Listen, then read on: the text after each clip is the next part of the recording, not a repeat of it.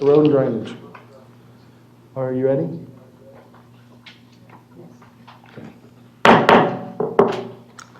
Good afternoon. Welcome, everybody. So good to see you all out there.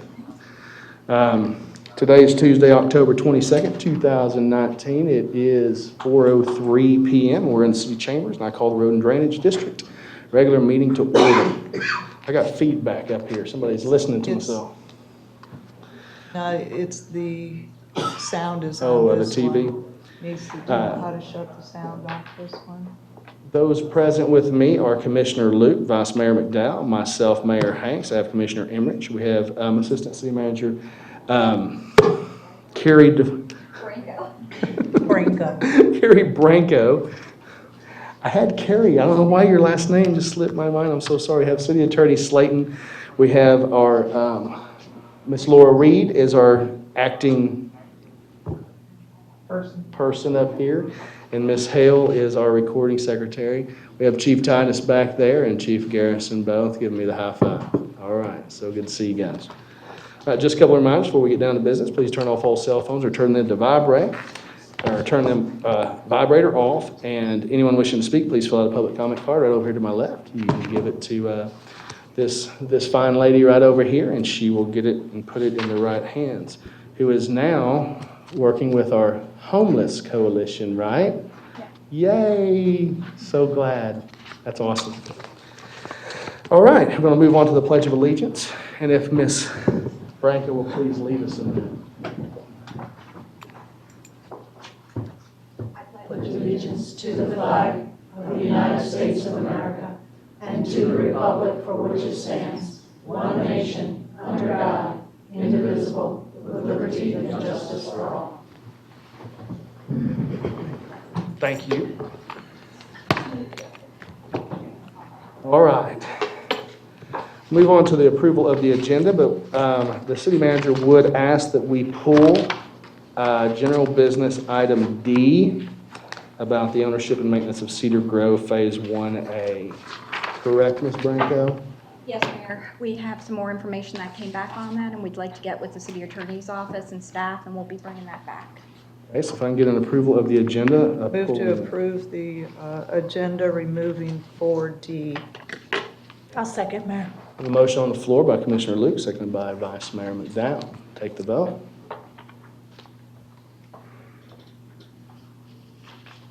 And I hit it. let's do it one more time.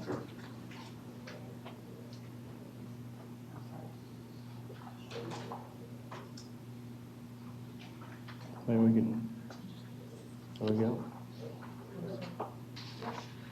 All right, those in favor say aye. Aye. Those opposed?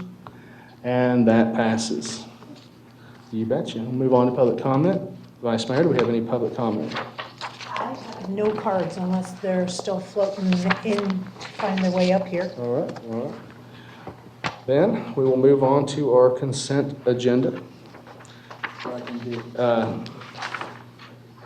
Assistant City Manager, did we have anybody pull any of the consent as of yesterday at noon for No discussion? items. No requests. Okay, then I will entertain Move consent agenda. I'll second. a motion on the floor by Commissioner Luke, seconded by Vice Mayor McDowell. Let's call the vote.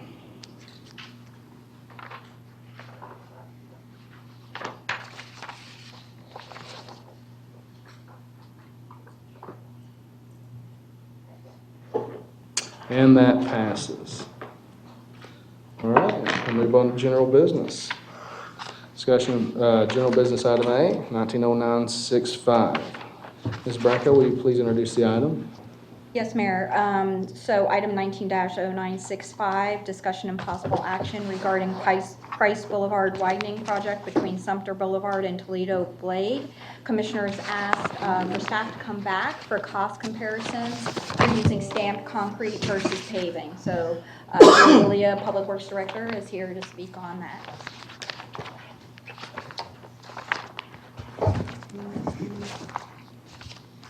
Thank you, Ms. Branco, Mayor Commission. For the record, Juliana Belia, Public Works Director. The Commission had requested that we investigate some of the cost differences between the asphalt as far as that cost difference and the stamped concrete.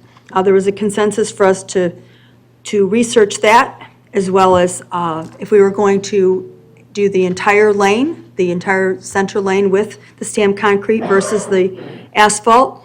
And also, there was a consensus that the side roads of our Price will have an asphalt surface. And finally, there was a consensus for staff to provide a memo to commission based on the information and direction they had provided. Staff has gone through the exercise and researched the various costs. The two-way bi-directional center turn lane, stamped concrete is $2,650,000. The asphalt pavement cost is $222,000, a difference of $2,428,000. The dedicated left turn lanes with stamped concrete would be $1.1 million, $53,000 for asphalt, and $1,047,000 difference between the two. In addition to that, the commission had requested that we take a look at various types of patterns, different types of colors and so forth. We have provided that in the backup documentation. So we were going to request commission direction on that as well. In the dedicated left turn lanes at Price and Sumter and Toledo Blade intersections, we have the English Yorkshire random interlocking stamping pattern and the A53 Arizona tan color hardener. The stamped concrete at this location is from a different manufacturer than the patterns and colors listed above. Also attached is concrete turn lane rendering, which was prepared by Mr. Jerry Traverso, and it's an engineering rendering. We were trying to have a little bit of a cost savings rather than have the artist rendering prepared. And we felt that he did a very good job in the preparation of this, just to kind of give commission a little bit of a flavor for what the two would look like, the differences, if you had the asphalt versus the stamped concrete. So that is in the backup material as well. So with that, staff is, we do have funding sources for the design of this. Of course, we'd have to identify additional funding sources if we change to the stamped concrete. Are there any questions? Okay, thank you very much. Commissioner Luke, you have 8 minutes. The floor is yours. I wish it was cheaper because I would love the entire center lane with that, but that's a lot of money. So I definitely believe at least the dedicated left turn lanes should have it, though. How much would the engineering be on top of, I mean, you've got you found the money where it could be paid for, except for the engineering costs and that. So how much would that run on top of the stamped pavement, the construction part? I'm going to defer to Mr. Jerry Traverso, the engineering manager, on that question. Thank you. Jerry Traverso, Engineering Division Manager. The consultant that is doing the design at this point, if we decide to go with the stamped concrete, he said that the difference he will include it in the current fee that he has, so there will be no extra charge for the actual design of the concrete, the stamped concrete turn lanes for the design. Okay, so that is kind of sort of freebie from him, and we have located the funds for it. My next question would be, what is the difference in maintenance and upkeep between the stamped concrete and, I mean, the reoccurring cost that it would potentially be to maintain stamped concrete? That cost, of course, would be higher. We would have to calculate that cost based on the commission's decisions, and we would have to calculate the numbers as far as the linear footage. But definitely, you're going to have an additional cost because you're making that improvement to the pavement. Okay, there's stamped concrete, I don't know the length of its longevity compared to the asphalt. I know we've got stamped concrete throughout the city, the interstate exits at least. And I've never seen any repair be done to them. Has there been any since they've been put in place? Yes, ma'am, we have had some repairs, not a whole lot, but we have had some. We do have some that needs to be repaired. If you look at, for example, some of the intersections along, like on Price, where, it intersects with Toledo Blade. In fact, I noticed one this morning at Cranberry. There's a little bit of one that's kind of broken away that's going to need to be replaced.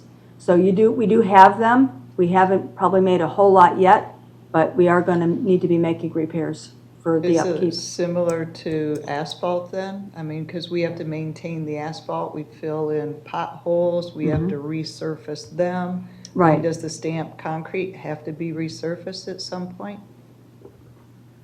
No, ahead. the stamp concrete requires resealing, and sometimes if not kept with the sealing, what happens is the dye that it was put to give the coloring kind of fades in some areas, and usually on the wheel path. So you got to keep sealing it.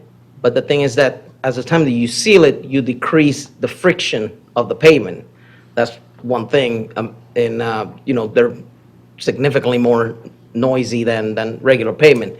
The thing with the asphalt pavement is like, if you gotta mill the road, you mill the whole thing and you pave it new and paint it with striping, and you have the brand new.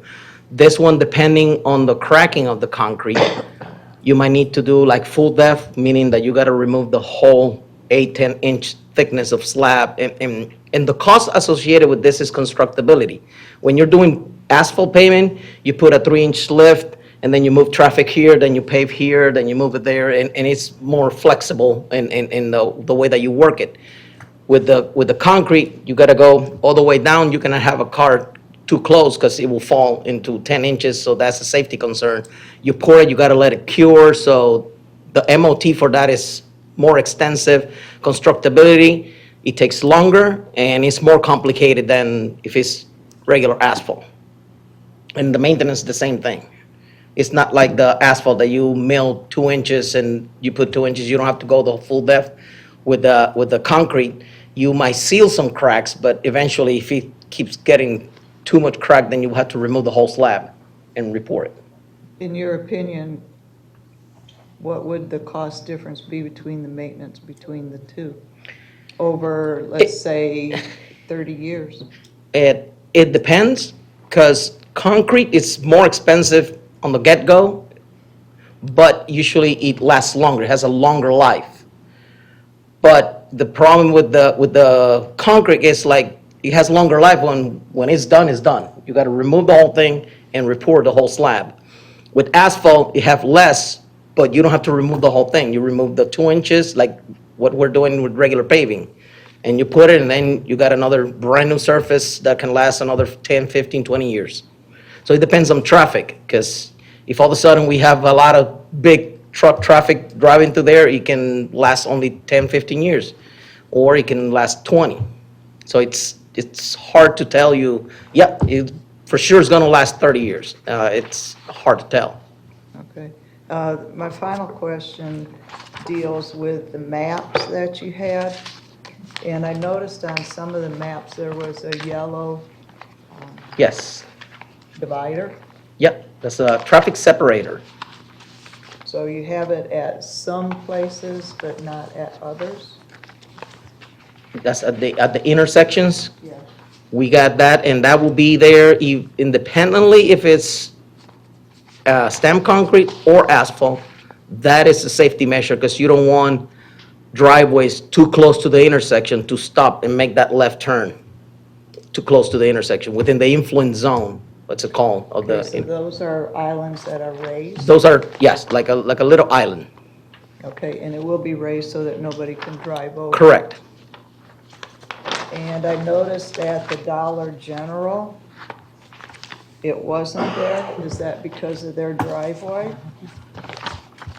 I'm sorry, can you repeat that? At the Dollar General one? Uh-huh.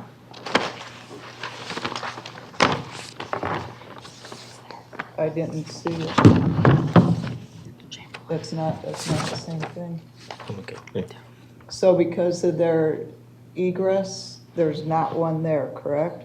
No, there's one, but it's a thin one because it's a 2-foot traffic separator, but you don't have the one as thick as, if you look at that one in front of the Dollar General, the one on the west leg, it has a bigger island, but the one on the left, it has a thinner one because you have back-to-back turn lanes.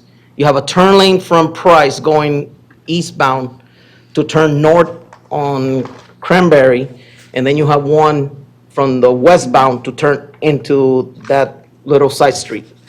Okay, so it's gonna be a right only coming out of there? Yes. Because that thin line is also raised. Yeah, that thin line in yellow, everything that you see the thin line yellow is a raised traffic separator. That was what was going on. All right, thank you, that's all I have. Thank you. Okay, Commissioner McDowell, you have 8 minutes. So since we have the maps out, looking at, and this is just for clarification, because I know that we're focusing on the stamped concrete, but because these maps are public record, I want to make sure that we have an accurate depiction. If you go to the map of Chamberlain, currently Chamberlain has a left and straight lane on Chamberlain. This new depiction is showing a right and straight depiction. Are we changing the flow of traffic at Yes. Chamberlain? Yes. Yes, it's being changed Yes, in both directions. yes. Okay, I was unaware of that change, so thank you. I'm glad I asked the question. What's being changed? If you go to the Chamberlain map, I have it. currently, the left turn arrow up at the top is a left turn and a straight, and then a dedicated right turn. And if you look at the bottom, it becomes a dedicated left turn with a straight and right. And I just wanted to know for sure that that is going to be Yes. done. Okay.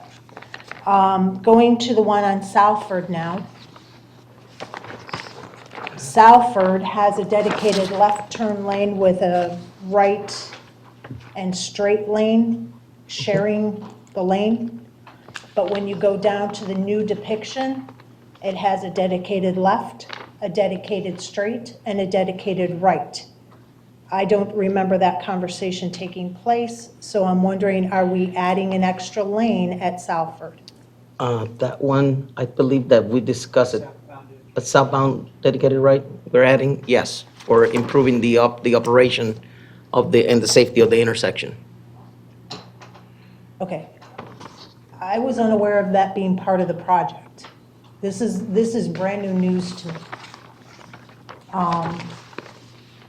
And that's going to be in both directions? On the south and on the northbound. Okay. So this is On the changing? legs of Salford.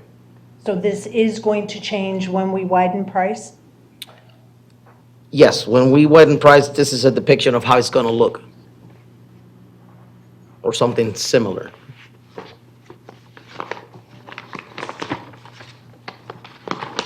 So now I have to ask, if we're going to be doing this change at Salford, why are we not considering this change at Cranberry and Chamberlain?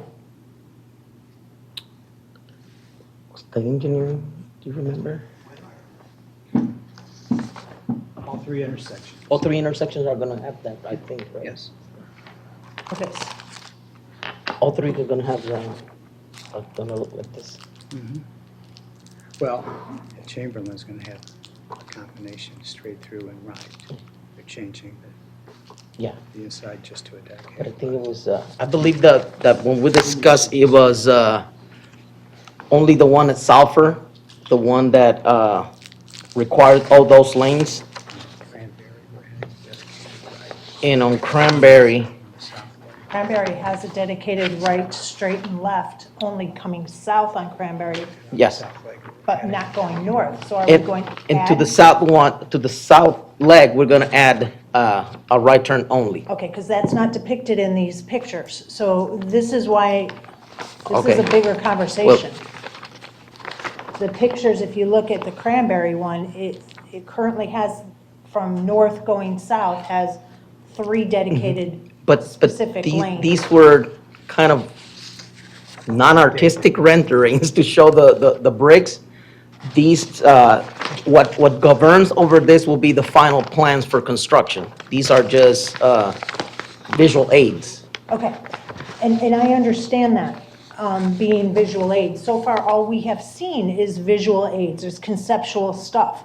And I noticed the change in the intersections. We haven't seen any intersection diagrams until today. All of it's been typical roadways, which is just a little section. So I would kind of like to know exactly what these intersections are going to look like, because if these are, some intersections are accurate, others are not, what are all three of these intersections going to look like as far as the travel lanes go? We will be scheduling a presentation with the final plans, once we get them from the contractor, from the consultant, and we review it, and in those, you will see how the intersections are laid out and what turn lanes are included in there. All right, so I'll move on from the maps, because there, at least now we understand there are changes happening at these intersections that I was unaware of. And I appreciate future discussion on that and presentation, so thank you. Moving on to the other questions regarding the stamped concrete. I see that there's two different styles of stamped concrete that were estimated with two different colors. Is it possible to get an estimate of one uniformed stamped concrete design with two colors? Is there a cost savings with that? So that way then we could have one uniform stamped. There's no change in the cost associated with this is the actual concrete construction. The other thing is a dye that is either reddish or more brownish. That cost is insignificant compared to the grand scheme of the actual concrete turn lane. So if you have two different patterns of stamped concrete, you're saying that it doesn't matter if you have 15 different patterns of stamped concrete, it's the same price? No, Either way. no. If we pick 15 along the entire, like every intersection, we want to have a different pattern, that might affect the cost, but not compared to the total $2 million. I don't think that it will be significant compared. What I'm saying is, like, usually you will have the complete center lane, one style of stamping, one pattern and one color. And when you get to the intersections, because we want to make that distinction that, hey, this is not a dual left turn, this is an exclusive left turn, that's where you will change the pattern and the color for those exclusive left turn at the intersections. And I'll see if I can rephrase the question. If we had one pattern for the whole length, whether it be the left turn lane dedications or for the center turn lane, just one pattern, but have two different colors. So maybe the left turn lane would be brown and the center turn lane would be orange, or I don't care, whatever colors. Would that help with the cost? No, I don't think that it will make any difference in the cost. Okay. You don't think, or you know? I'm pretty sure it doesn't.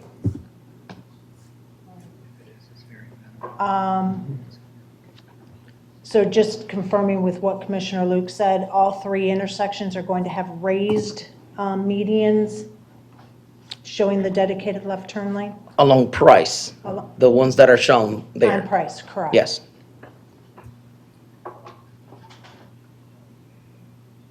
Can you have stamped asphalt? There is stamped asphalt, as a matter of fact, and you can color it, that one, but that one fades faster than the stamped concrete. But you can have that one. It's a lot cheaper, and it's still more expensive than regular asphalt, Right. because you gotta put the dye and the stamping. But I think it's cheaper than the stamped concrete. So if you had stamped asphalt, The whole purpose of the original intent of having stamped concrete was to create the rumble strips in the center turn lane to prevent people from driving on it. It was a safety attribute. If you have stamped asphalt, will you have that same kind of a rumble strippy feel to it? To some extent, but a lot less than the concrete. And then we can come back for follow-up. Commissioner Emmerich, you have 8 minutes, sir. All right, basically, this is just numbers.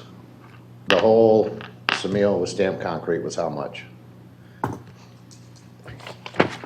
3 million something?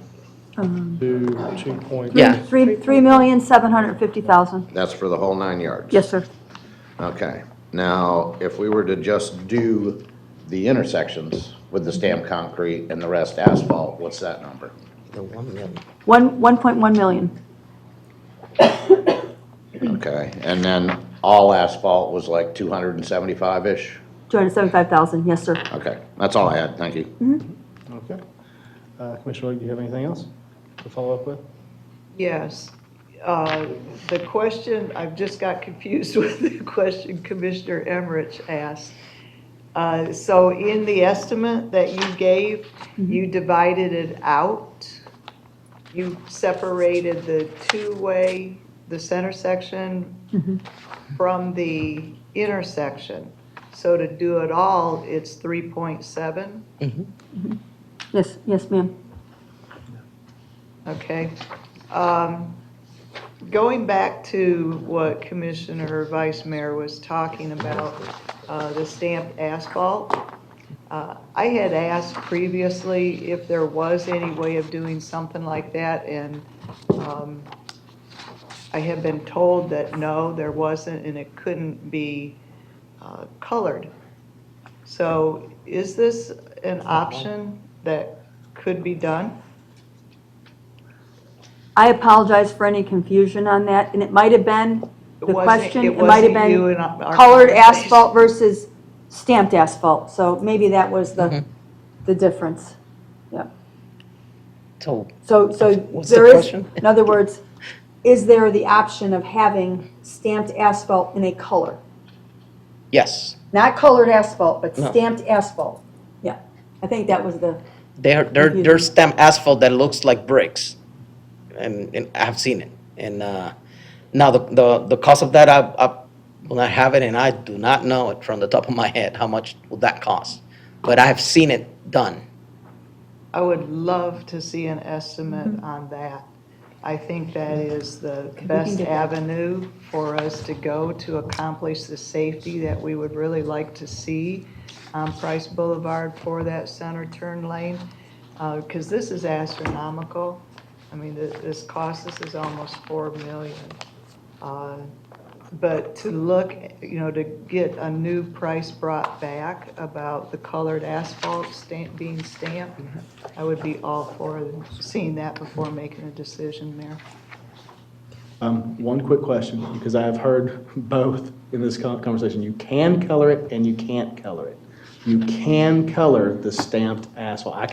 You can make those bricks red if that's what you want. You can make them, I have seen it like reddish color, like a brick, right, looking like normal bricks. most like a stain-like color, or, kind of like we have now with the concrete. With the stamped concrete we have, it almost looks stained, how you have your darker points. It's kind of the Yes. same, or is it? just No, like that a one looks bright like red? one tone of red, like they're all the That's what I same. was thinking, just because of the nature of the way asphalt is. Yes, yes. So it would be red, and you can make any variation of And, red and, you and want. again, me personally, I have seen it in that reddish brick looking color. If there are others one, probably, but we'll have to look for that and see. And you can probably create the variation of red you want, or what have you, lighter or a little bit darker. It doesn't have to be firehouse red is what I'm trying to get at.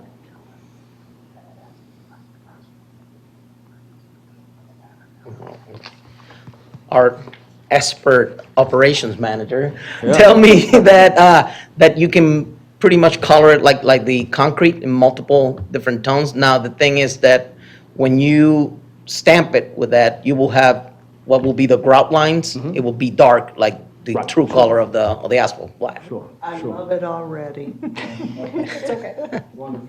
Thank you. Okay, Commissioner McDowell, you have 3 minutes. Yeah, So do we have consensus? when it comes to, when we were first talking about Price Boulevard, staff had a grave concern about having the center turn lane, AKA the suicide lane, for people driving in it.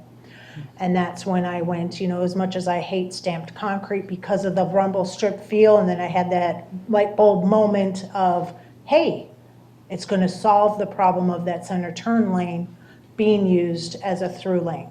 So I understand the cost is very high, but I don't see that center turn lane being used like the stamped concrete left turn lanes are constantly being used at all the intersections. It's only going to be used for people that are traveling to go into their driveways. So the travel part of it is less. And I really think we have to do something to prevent people from making that center turn lane a drive lane. So I would be interested in seeing the cost also of stamped asphalt, but also some ideas of how much it's going to cost to maintain, whether it's asphalt, stamped concrete, or stamped asphalt, and get a pros and cons with a total picture so we can really make a decision in a timely manner. Is that all? That's all I have. All right, Commissioner Emmerich, you have 3 minutes, sir. Yeah, that's exactly one of the points I was gonna bring up that Vice Mayor McDowell did, was the maintenance on it, because the asphalt stamped, if we're gonna do it the whole 9 yards or whatever it may be, it's gonna wear a lot quicker than concrete. So need to know the numbers on replacement, the staining it again or sealing it or whatever those matters would be, and then do a side-by-side like you just gave me those numbers from 3 million down to 275. We've got that for the concrete. Let's get the same for the stamped asphalt. That's the only thing I had. Thank you. All right, I have nothing else. So if we can get some I'll direction. make a motion, Mayor. I'll make a motion that we direct city manager to work up an estimated construction cost using the comparisons of stamped concrete, asphalt, stamped asphalt, with a price for each, whether it be the dedicated turn lane or the bi-directional, very similar to the diagram you have. Also with the maintenance costs for each and the wearability factor for each. I'll second that.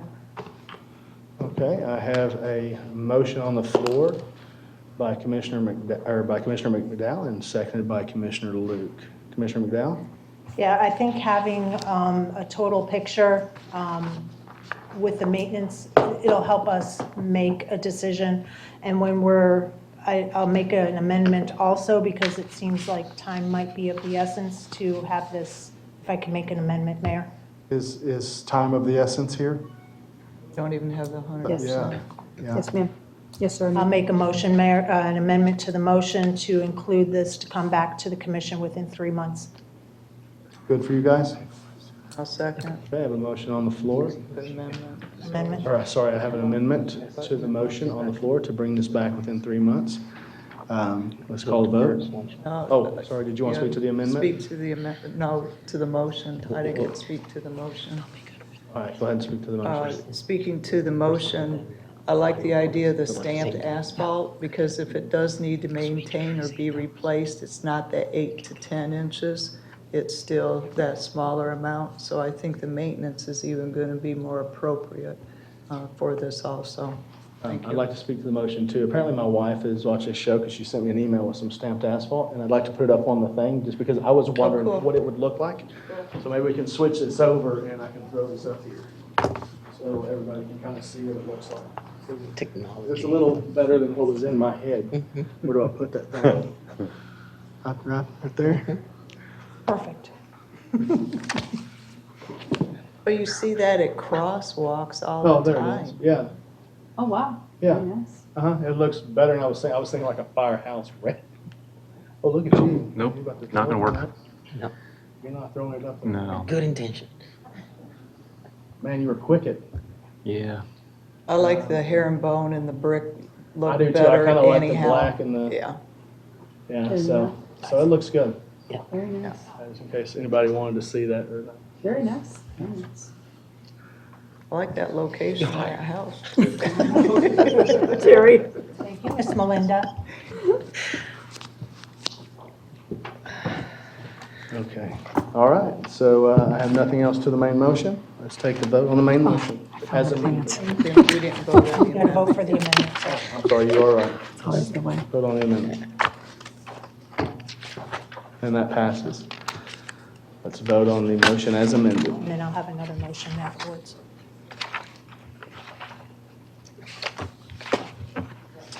And that also passes. Mayor, if I could also make a motion that when staff comes back with these new costs in 3 months, that they also give us a presentation for the Fine. intersections.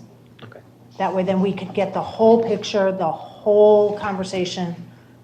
So I'll make a motion, Mayor, to have staff bring back a presentation regarding the intersections of Price Boulevard. I In need 3 to- months. I need to know if that's even doable without a 100% plan. I mean, I don't want to put something on them that they can't produce, so. Fair question. Duly. now that Can we, you're can we do that ready- before the 100%? Yeah, at 90. Yeah, yeah, Oh, we just got done. yeah. We can do it. Yeah, we can do that. Yes, we can do that. Yes, Then I ma'am. will Yes, second ma'am. that. Thank you for the I have information. a motion on the staff. floor by the Vice Mayor, seconded by Commissioner Loop. There's nothing to that. I'll call the vote.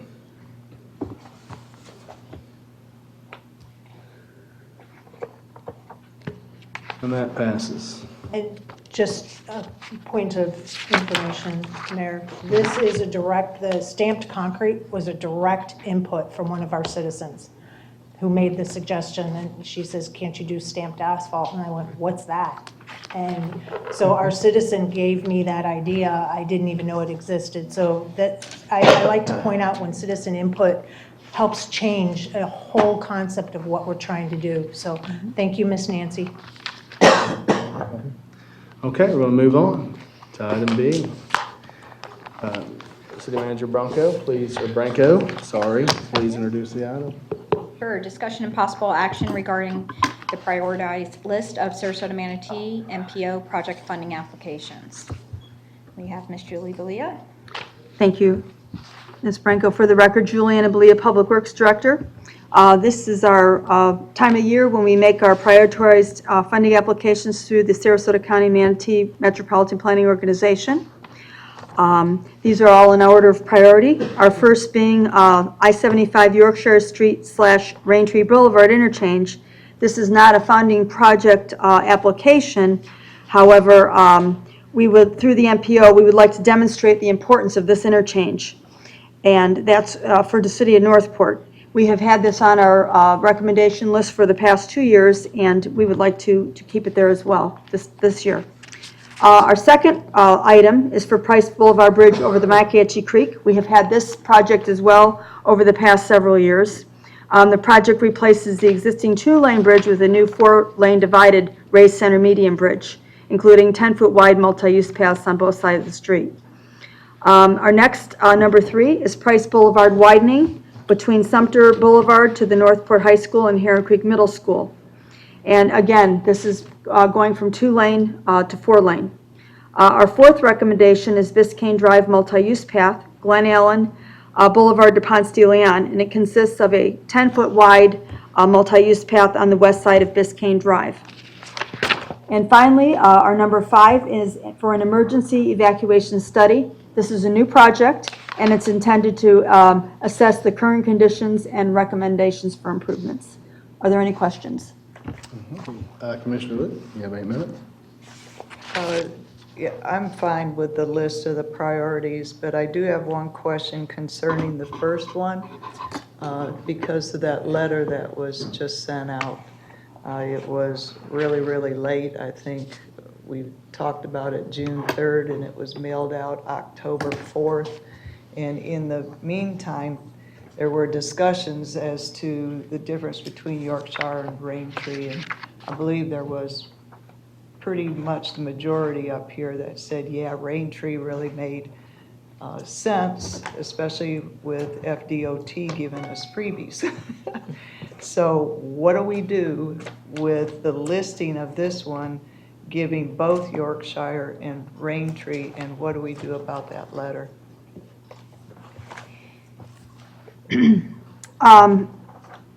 At the commission direction, and I was just looking for it, one of the things I wanted to clarify, the actual directive was tied to kind of the session at the state of Florida. That's when they wanted the letter to go forth. And I believe the session was ending in July or something, or starting. So that's the reason we didn't put the letter out right away. But in the meantime, and I'll let Mr. Traverso speak to kind of the developments on it, he attends a lot of meetings with DOT, and they had let him know that they were really looking at Raintree because of the fact there's a lot more connectivity to the south and roadways that are kind of ready and improved as opposed to roadways we'd have to retrofit. So if Jerry, you'd like to speak on that, and we can, Well, for an interchange, nor us, nor the county, MPO, or DOT have a lot to say. That's a Federal Highway Administration. And you got to do what's called an interchange justification report, an IJR. And when you said we want it here, you got to meet 8 points that are on that application. And one of them says, did you look at potential locations within the area? So for doing Yorkshire, we got to analyze by default Raintree. Now, one of the requirements is like, okay, we give you the interchange, let's say at Yorkshire. Is the network of roads can handle the additional traffic? The answer is no. So before they can approve interchange there, we will have to widen Yorkshire, connecting to Price, widen Price to connect to Toledo, or Price to go down to Orlando, to go down to Veterans. And if you look at what we need to do versus when we met with DOT, they said, well, what if you have it at Raintree and you do the little piece of Raintree from Raintree and connect it to the Veterans? Now that will require more general area coordinations. We will have to coordinate with our neighbors to the south, Charlotte County. But we will have to do this as a step process. Will be the connection of Raintree, Hillsborough turns into Raintree. At that curve, that's when Veterans coming west turns down to go to the Murdoch area. So an intersection there to connect these two roads, then we can widen Raintree to I-75, and that will be a lot less than widening Yorkshire and the whole network of roads. It will be cheaper for the city to get that. Also, the Federal Highway, what they look for this is like, can this interchange help them solve any problem that they have? And we all know that the one on Kings Highway, that interchange is already having problems of capacity. So if we can say, hey, this interchange is closer to that, so it can alleviate, take some of the pressure that it's having, and it can help you with the operation of that. Because what the FHWA looks is like, if the backups are getting into the interstate. If you have a major traffic problem in your roads, they can say like, well, that's not my problem, basically.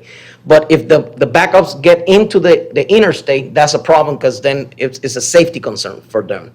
If we can say, hey, a lot of this traffic is coming from the north, and instead of being backed up at Kings Highway, they can exit at Raintree and go to wherever they want, to the Murdoch or Englewood, and you show that through, there's some models that you can do that, then all of a sudden that looks like a really good candidate, and you have more chance to be approved. So when we say Raintree, if we just say Yorkshire, remember that when we do we can say Yorkshire every day to the end of the decade, but they can come back and say, no, did you analyze Raintree? Raintree is more, it's a better location than Yorkshire. So all that will have to be done, and this process is probably 10 years, because you got to do the interchange justification report, then you got to do a PD&E, look at, unless there's something at Raintree, like, let's say there's super environmental impacts that they can say, well, they have less environmental impacts at Yorkshire, so it's a bigger picture than saying, we want it here, and only here. They can say, well, no, it doesn't work there. Do I have 30 seconds left? You have 2 minutes.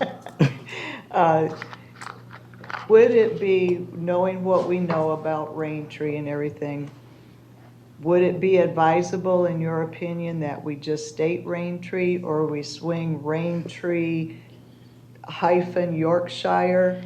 I mean, what I would will be- say because it's funny, because if you look at the map, Raintree, south of 75 is Raintree, north of 75, the same road turns into Yorkshire. And if you keep going Raintree south, at the curve, it goes from Raintree to Hillsborough. So you can put Hillsborough / Raintree / Yorkshire, and it will be the same area. Because we can say in the Raintree, Yorkshire area, one of the two, those are our 2 locations that we will want it. And again, as part of the interchange justification report, we will have to analyze both. Okay, I like the Raintree. I mean, we've had conversations about this before. I know there's some other things that they would help us out with. So I like definitely the Raintree personally myself. If we're going to include the area, I'd still rather see Raintree come before Yorkshire. And my question of what are we going to do about that letter that went out stating Yorkshire only?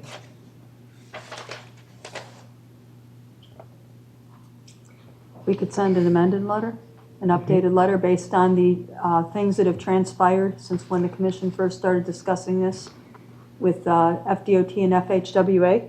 I think that'd be appropriate. Okay, I like that idea. Thank you, sir. Yeah, you have 8 minutes. Floor's yours. Yeah, my question is pretty simple on this one.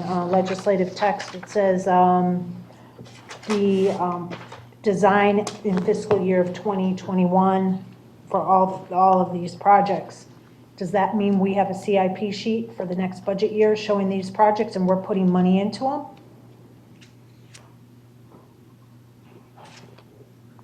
No. Or is this a request for like MPO to help us fund it starting fiscal year 2021?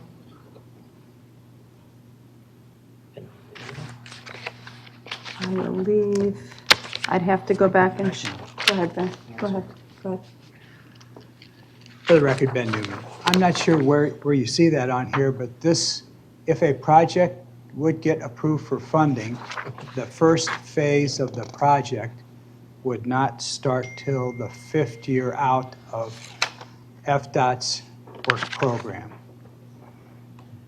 So on the legislative text on my copy, if you go to number 3, it says, and is included in the city's adopted CIP with design in fiscal year 2021. That is correct, that is correct, but we Yes, will sir. note the funding that we're relying on other sources. In other words, we might want to do the project in that year, and we're not, the funding listed is going to include potential grant funding or funding from the MPO. You know what I mean? So although we want to do it in that year, we may not have identified yet the funding, or we're hoping to get this funding. So as we get closer to that date, and then you're looking at 2021 for a price? I'm sorry, or you're on bridge, I the think. bridge? I'm just, Oh, the bridge. number 3, it says Yeah, the number three, design number and- three. Oh, I'm sorry, it is a Yeah. widening of Price Bowl, Yes. as well as the bridge. Yes, if we would get one of those projects approved for funding, then we would know before we were starting the project, and we could delay the start till it comes up in the work program for funding, or else we could simply go ahead and do the design at our cost, and then future phases get funded through the work program of the So it is state. in the capital improvement projects for this year, but we do not have a firm funding source identified right now. And the reason why I'm concerned is if the MPO is going to say, hey, we're going to give you X amount of dollars. Right. and we don't have the funding to do anything, and we're just solely relying on them, and We're then not. are we gonna lose our funding from MPO if we don't get to do I don't want to have a Well, chicken and egg kind of No, thing no. happening. That is, well, as Ben says, we're gonna have a window of what, 5 years in the 5-year work plan? Well, we'll have a window of a year. We'll know within the next 6 months if any of these projects get approved for funding, before we start anything on Price Boulevard, But west you're- west of Sumter, so. You are correct, though. We cannot tell them we're gonna do a project. They give us the money or allocate the money in a specific budget year and us not do the project or be ready to do the design as we're stating here. So no, we can't do that. We have to, if we make a commitment, we're gonna have to keep it. And I'm glad you clarified that, because we have a lot of road projects that we need to get done. Price Boulevard is the number one, and we don't have funding for that at all. And I don't want to be starting another project, Right. even designing another project, until we know that Price Boulevard is done. Right. And if Price Boulevard's going to take, I don't know how much longer time it's going to be, 2 years, 3 years, 4, I don't know. Funding sources for design and construction. I understand what you're saying. I understand what you're saying. So how do we prioritize these when our hands are kind of tied with the financing part Well, of it? couple of things. So while we're trying to, and we're working on identifying the funding sources for the phase of Price Boulevard widening we're in, we have to be realistic. That section of Price is very busy by the high school. We have a lot going on. Absolutely. We have a new aquatic center that just opened, and we have to kind of keep moving. So although we may not be able to construct that, and also keep in mind, we've been asking for this funding, there's another thing that's going to hopefully trigger this, is we're really hoping to get the money for that bridge.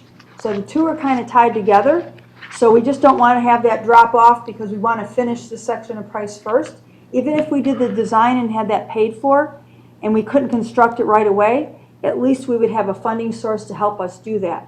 Because otherwise what's going to happen is, we're never going to be able to keep up with the development and the traffic. It's very heavy on that section by the high school right now. Yeah, 5 years ago, I said we should have done the high school area first. I know. And then I- do this section that we're doing now. And it definitely it was being done backwards. And now we're kind of caught between a rock and a hard place. That's all the questions I have, Mayor. Okay, if I have nothing else. Motion. Before I do the motion, can I ask one more follow-up question? If we do the priority as number one, the Raintree Yorkshire, is that really a priority? Because it says that it's not funding through the MPO. So do we waste our number one on something that's not really a number one? It's still very important because we need to keep it on there for the fact we want their support for that project. It's a very, very, very important project. And although we're not asking them for money, we want their support for the project because it's going to involve their support for DOT and FHWA. Okay. So I feel we should keep it on there. All right. I'll make a motion, Mayor, if you're. Yep, I'm ready. Okay. I'll make a motion to have the priority listing for the MPO in the following order as denoted on the legislative text. Item number 1 is 1. Item number 2 is 2. Item number 3 is 3. Item number 5 is 4. And item number 4 is the last priority. Hopefully that makes sense. A motion on the floor, do I have a second? I'll second that. Okay, motion on the floor by Vice Mayor, seconded by Commissioner Luke. Vice Mayor? And the reason I moved number 4 to be in the last priority, I really feel that an evacuation study is much more important than a multi-lane bike path. So thank you for the second on that, Commissioner Luke. Commissioner Luke? I would still like to see in number 1, the reverse, naming Raintree before Yorkshire. Do we need an amendment to do that, or is that just, I'll go ahead and make an amendment that in priority number 1, we reverse Raintree in Yorkshire, and we also send a new letter out straightening out the last one we sent. Motion on the floor by Commissioner Luke, second. Do I have a second? Second. Second by Commissioner Emmerich. Okay. Let's call the vote for the amendment.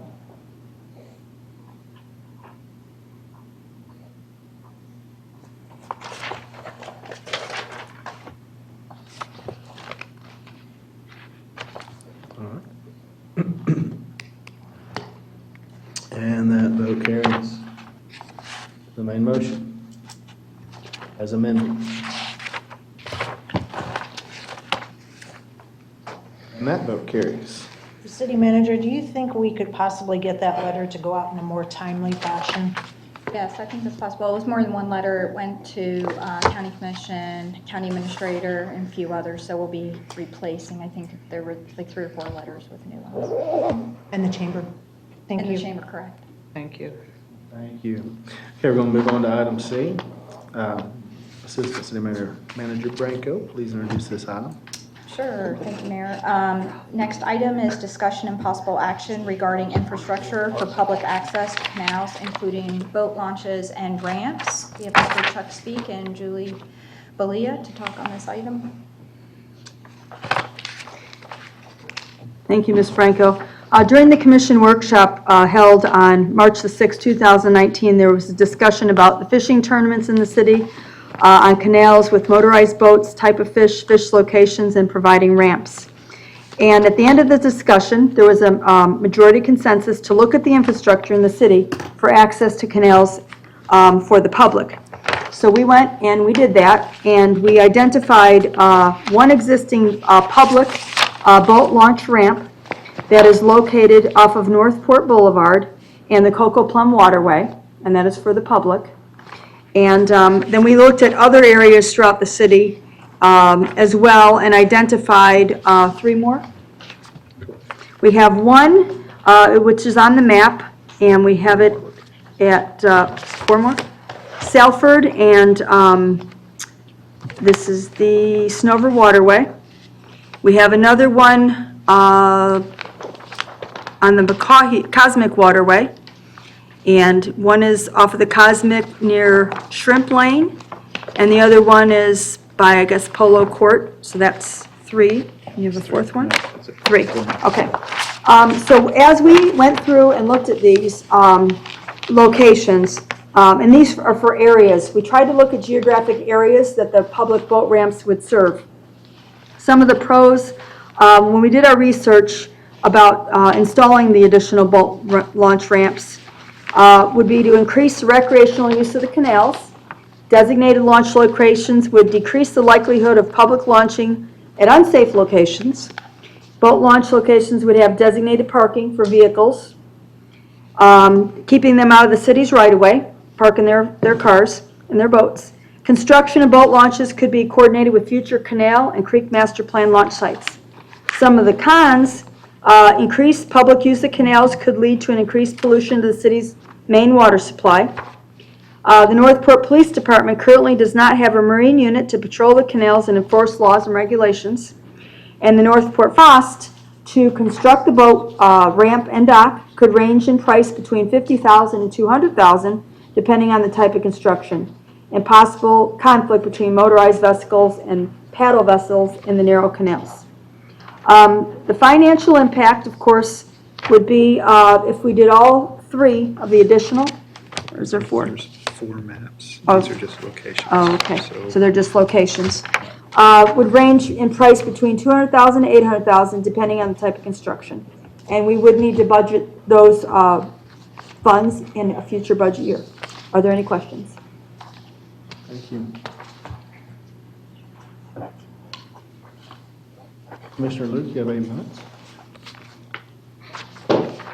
Yeah, I am actually, I believe, the culprit who brought this up in the last meeting. And it is because I had a conversation with some people who do fishing, tackle, doing fishing tackle and stuff like that. And fishing tournaments are a good economic impact. But I've learned so much more since that point in time. Our canals are retention canals. They're not the freshwater waterways that I thought and many other think of them. And so I actually reached out to the